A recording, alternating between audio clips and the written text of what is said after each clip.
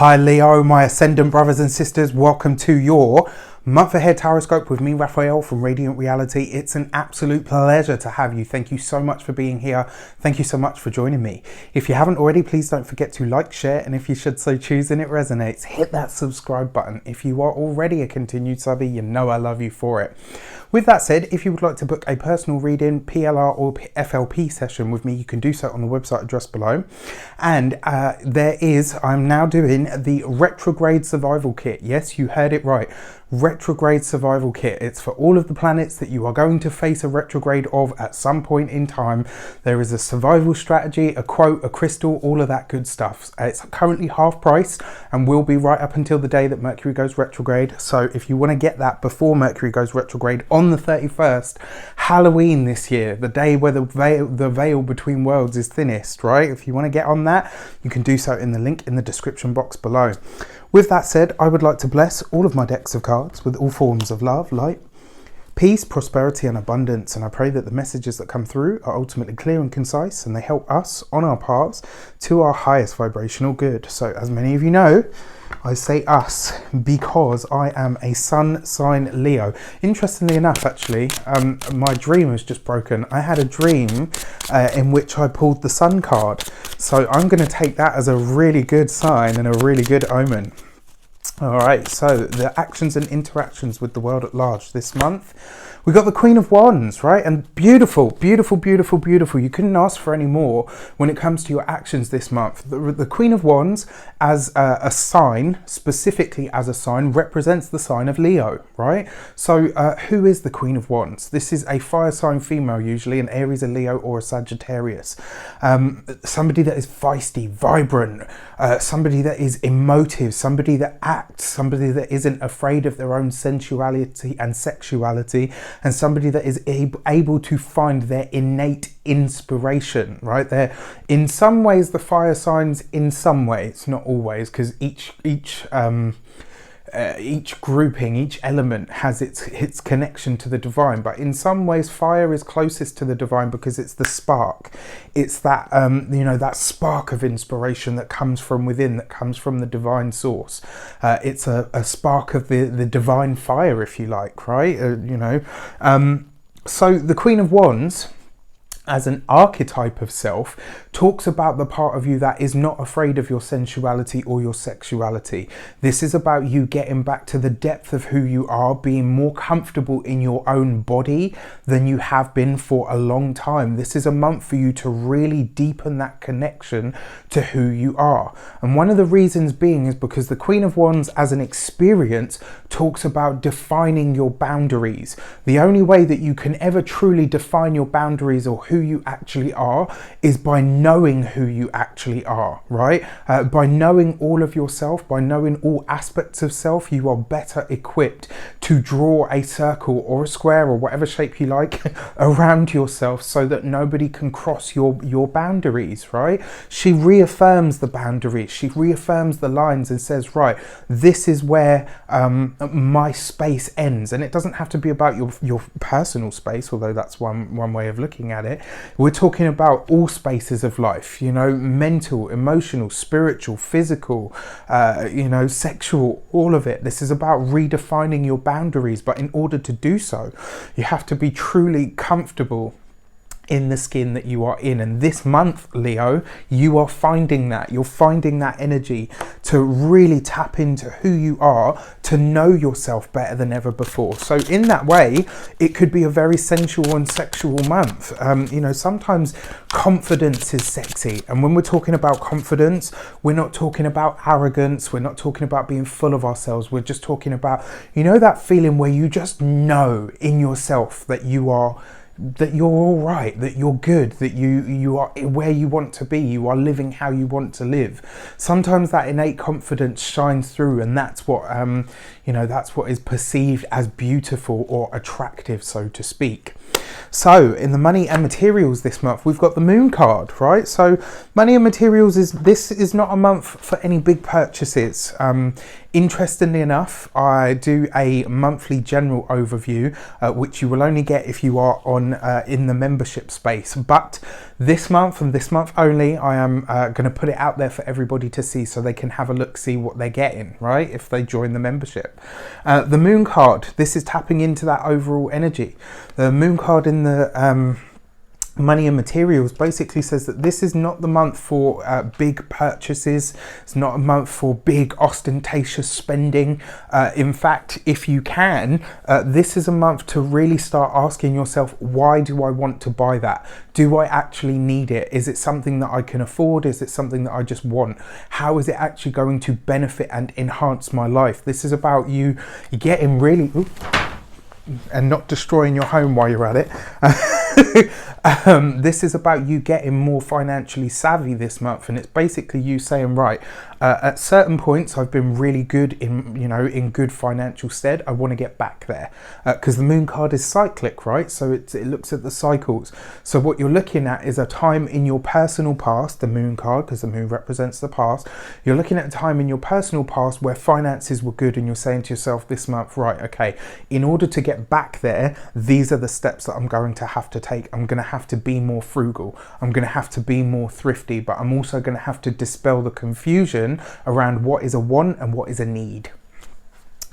So the communications with the world at large is the King of Cups, right? So beautiful, because the King of Cups means that you're really speaking your heart this month.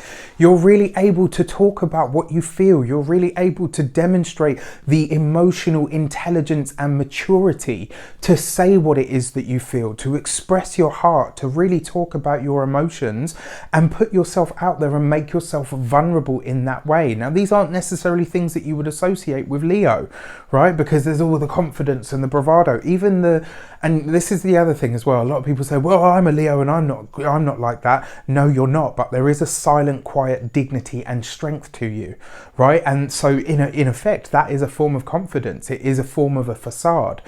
This month, you're able to drop that. This month, you're able to say to your nearest and dearest, to people that you care about, possibly even to colleagues, you know what, this is where I'm vulnerable. This is what I truly feel. This is how I am experiencing life at the moment. And it softens you. It makes you so much more approachable. It gives you this ability for people to look at you and say, wow, okay, you know what, for all of that you've got, you're actually human. You're not like this big ball of sunshine all of the time. You have your moments and your drawbacks too. And by showing people that and having that emotional, mental and emotional maturity and intelligence, you're really going to come into your own this month. You're going to find a new strength of self. And this new, this living as self, right? This, because you've got the Queen of Wands there, right? That confidence and that surety in yourself is going to come with the knowledge that, you know what, I can make myself vulnerable, and that vulnerability actually makes me even stronger, right? Really, really powerful stuff. As a person, King of Cups would be a water sign male, Pisces, Cancer or Scorpio. Now, because we've got the moon card right next to him, this is a Pisces male. If you know a Pisces man, if you know a Pisces woman who is strong and, very forthright, this is the thing, especially now that genders are starting to become different, they're starting to blur the lines between that stuff. Barriers, right? Very, very interesting. Nowadays we're starting to see different things that are coming up in the cards as well, which is really, really interesting. I hope someday maybe I can be a part of a study where we can look at that stuff. But anyway, that's for a later date. But a Pisces male or somebody of a Pisces orientation has a lot of input in your life this month when it comes to your finances, when it comes to you making yourself vulnerable. You could find that the support network that you need comes through Piscean people. It could be through arts, it could be through drawing. It could be through the psychic realm, you know, lots of psychic energy bouncing around in the month of October anyway, you know, because of the whole thing about Halloween and moving towards that veil thinnest between worlds and stuff. So really, really interesting stuff there. Really, really interesting. And then finally, in our personal relationships, let's have a look, see. We've got the Tower card, right? Okay, so it can't all be great. It's a bit of a mixed bag this month, and it does look like you're reaching out to people, right? So the Tower card always comes with realization, recognition. It is that moment of realization that sometimes, well, not even sometimes, it's the Tower card. Let's call a spade, right? When you see the Tower card, revelation is coming, whether this is in your personal relationship, whether it is with a loved one, whether it's with somebody that you're you know, that's newly entered into your life. For a lot of you, this could be that you're realizing that they might not necessarily be how you've drawn them up to be in your mind, and it's up to you to break that mold that you're trying to force somebody in. It's not down to other people to try and fit into the idealistic version of themselves that we have in our minds. You know, everybody deserves to live authentically from and you know, express who they actually are.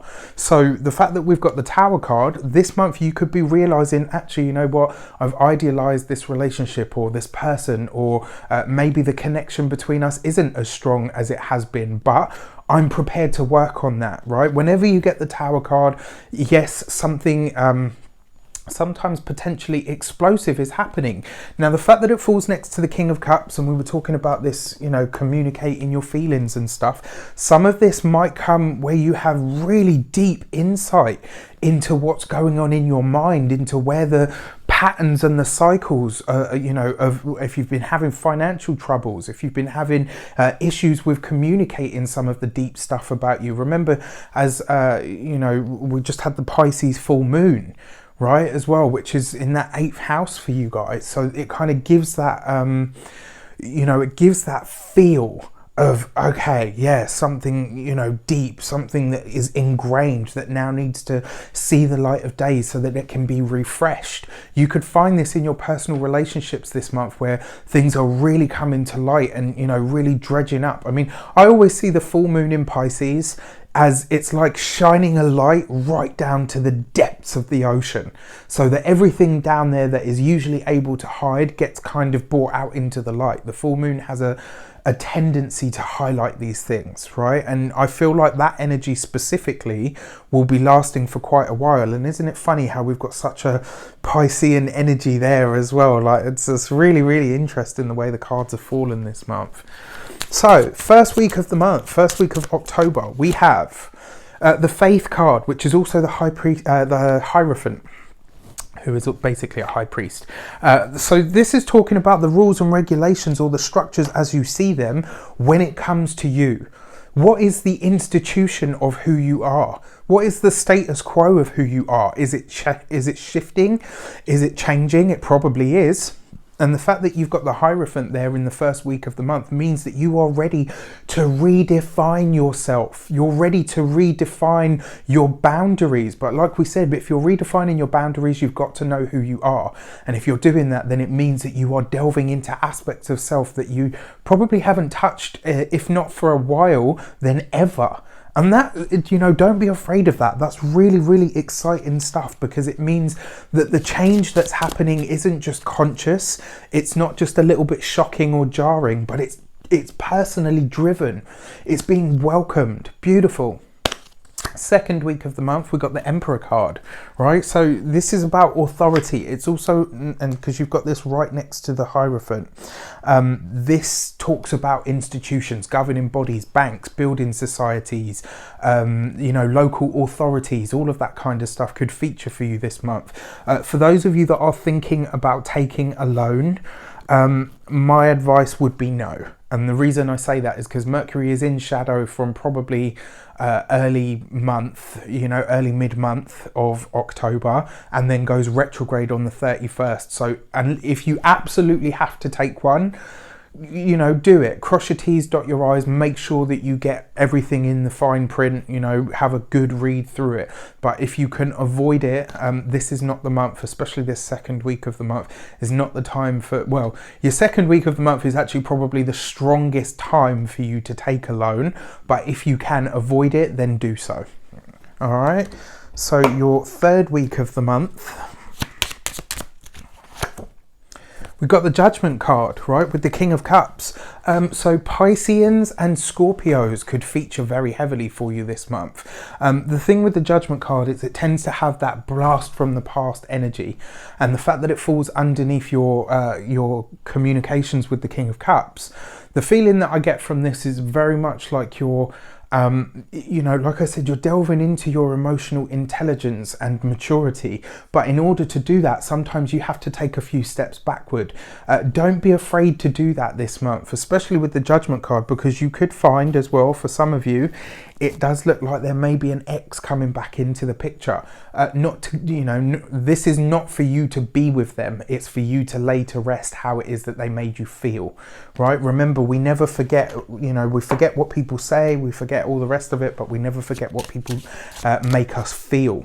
And if somebody has made you feel something that is keeping you stagnant in any way, shape or form, this will be a month for you to really, really allow yourself to let go of that. Fourth week of the month, you've got the Tree of Life. Oh, I mean, I love this because it's about creation. It's about true spirituality. Your relationships this month are going to take a very dynamic shift and a very dynamic turn. There could be some surprises in store when it comes to family members. You know, you could be hearing all kinds of shocking but revelatory details from, you know, from loved ones at the end of the month. All bets are off. When Mercury goes retrograde on the day where the veil between the worlds is thinnest, and you get the Tree of Life in the fourth week of the month underneath the tower, all bets are off. I'm not going to sit here and try to give you predictions, because the truth is it's going to be very different for everybody. For some of you, it's going to be absolutely amazing. For some of you, it's going to be a challenge. For those of you that it is amazing, it's going to be something that you could never anticipate. For those of you that it's going to be a challenge, it's going to probably be something that you know you should have done something about a while ago. Be prepared for that, right? Be prepared for that eventuality, because once it shapes up, you can then deal with it. The interesting thing is though, look how you started the month. Right, so that newfound surety and confidence and understanding of self, that is what you need to hold on to, right? Because that's what's going to give you at least something to hold on to while things start to shift and change around you. Your key to the month is the Five of Pentacles. Whatever or whoever this month wants to leave your life, let them go, right? Whatever or whoever it is that is leaving your life this month, it is meant to be that way. It is meant to be so. If you hold on to whatever or whoever it is that is leaving your life this month, you will effectively keep yourself stuck. Right, this is going to be a powerful and very pivotal month. So my advice to you is, whatever or whoever is leaving your life this month, you've got to let it go. Because the Five of Pentacles, it talks about loss, it talks about lack, it talks about that lack mindset. And it's almost like the feeling that I get from it is, whatever is leaving or whoever is leaving, if you hold on to that, it's going to seriously hamper how much you can lock in this new self, how much you can lock in these new defined boundaries. Change is coming this month, my dear Leos, and you have to let it happen. I wish you an abundance of all of that good stuff. Let me know in the comments how it shapes up for you. Take care, and I'll see you soon.